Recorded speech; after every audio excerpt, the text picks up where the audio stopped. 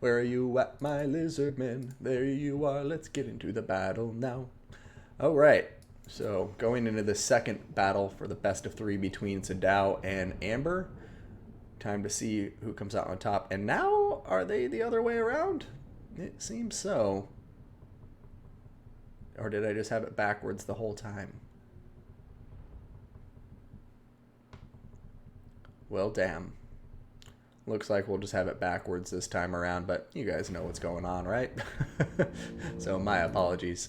All right, here we are. We have the Lizardmen starting out with them. Going to be looking at 5 Saurus Warriors with shields up front. A very popular pick with the Lizardmen as of late. Going to see 2 Skink Cohort on their left flank. And then over on the right flank, we're going to see very much in oblique order with a very strong right flank. We're going to have 2 Temple Guard. We're going to have 2 Skink Cohort, one of them with Javelins. We're going to have Chameleon Skinks. Then we're going to have a Saurus Scar Veteran over here on top of his Feral Carnosaur. He'll be bringing Foe Seeker and nothing else. We're going to be looking at a Skink Priest of Heavens. Going to have Wind Blast and nothing else. And then we're going to have the Slann Mage Priest of High Magic, or the Blueberry Slann, as I like to call him, with these lovely purplish hues.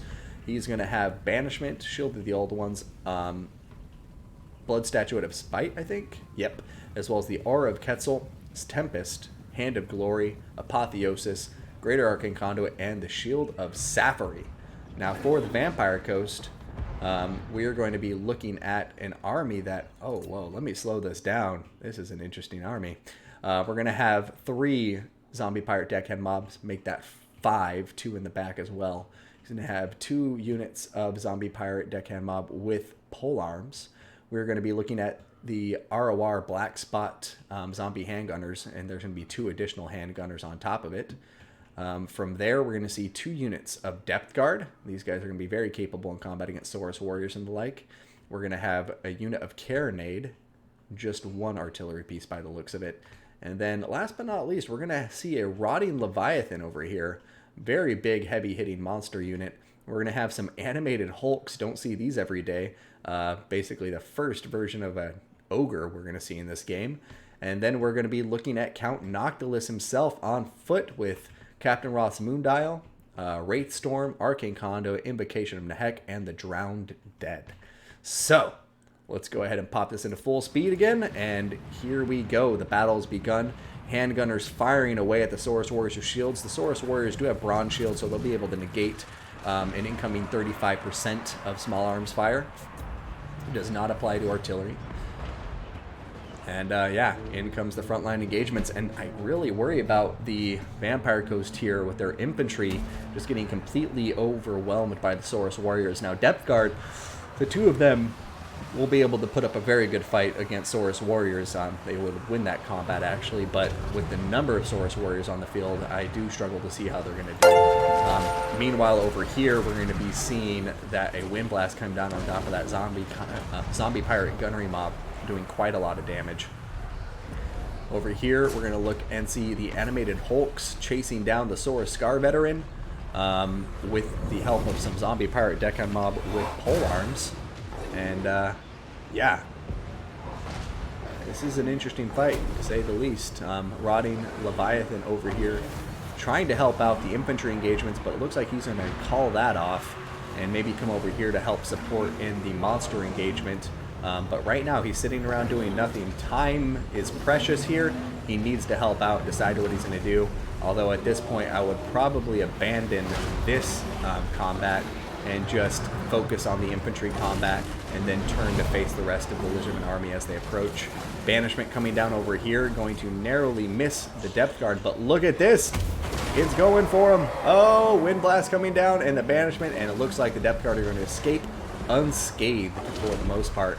Rotting Leviathan is now over here in combat, but big mistake, I have to say, that the Rotting Leviathan is in combat by itself with the Saurus Scarvet and the Slann so nearby. I mean, the Depth Guard are coming in to help support, and they'll be doing good work against the Temple Guard, but you never want to get your big units like this out alone, separated from the rest of your army, because Saurus Scar Veterans, units like this that specialize in killing large single entity units, will just have a field day. You have to have them surrounded by friendly units, and that Rotting Leviathan is losing health quick.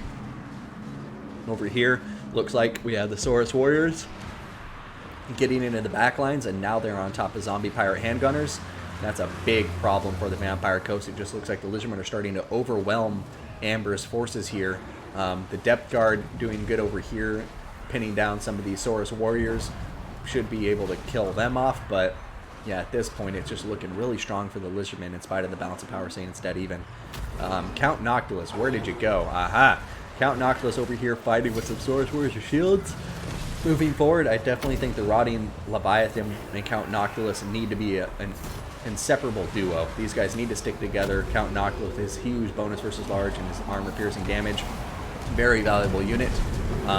This crab going to gobble up a skink while the Feral Carnosaur gets in combat with it, but an Invocation of Nehet going down on top of that Rotting Leviathan should bring it back up to pretty good health.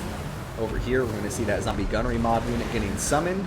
We'll see how it is utilized, but yeah, across the field, it just looks like the infantry for the Lizardmen is coming out on top. Depth Guard still hanging on across the battlefield, but yeah, it's looking pretty rough right now. We have Zombie Pirate Gunnery Mob supporting the Rotting Leviathan in its combat. We now see Count Noctilus running over here to help support as well, but it may be too little too late. As that Rotting Leviathan is getting close to crumbling. It's a critical binding right now. It's turning around, trying to retreat. At that point, probably a good call. Here comes a banishment by the looks of it. And it's on top of the summoned Gunnery Mob, but it's also going to take out the Skink cohort, completely shatter them off the map. And oh no, that Saurus Scar veteran is not giving up. He wants crab for dinner, guys. He wants himself some crab. He brought a ton of butter, and he's going to be having a crab fry pretty soon. Crab boil, I should say. Oh my goodness gracious. Rotting Leviathan, a beautiful unit, but really no match for a Saurus Scar veteran. The Saurus Scar veteran will lead the Lizardmen to victory, as it has dealt out so much damage to the single entity killing power of the Vampire Coast here. And Count Noctilus, although he's a tank in combat, he's not going to be able to close the gap. He's infantry. He isn't quick enough. Wraithstorm going down on top of the Salon Mage Priest, doing a nice bit of damage. But as I say that, we're going to see the Rotting Leviathan just die. Very unceremonious manner. He just, yeah, fell over dead as a doornail.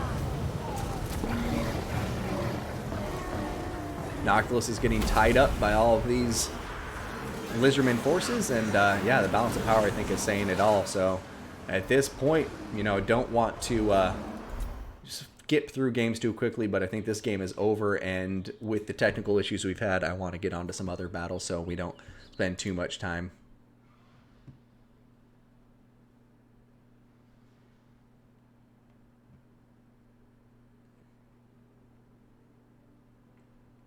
Should be 720. Ah, my bad. Okay, well, would you look at this. Noctilus versus the world, everybody. He's trying, but that... I love how the Carnosaur just keeps slapping him with his tail. Like, get out, get out, get out, get out. And oh my goodness, Noctilus, what a tank he is. Triple speed it.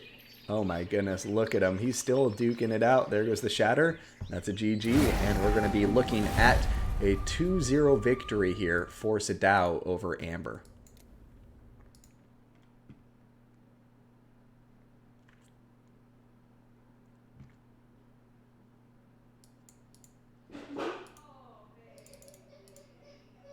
Uh-oh, sounds like my baby fell over. Teleslam is the best fight move. Oh yeah, it is. Yeah, I mean, Cyphos, be proud. Team's doing well so far, and yeah, the Lizardmen here bringing a very nice build against the Vampire Coast forces. Animated Hulks were a bit of a strange pick to me, but honestly, I think this is less about army composition and more about just the engagements that were chosen. Rotting Leviathan got sent out on its own to try to save the Animated Hulks by the look of it, but I think he just ran off to his doom there and just was never able to recover that huge damage it took early in the battle from the Saurus Scar Vet and the Salon Mage Priest when it dived into combat with the two of them.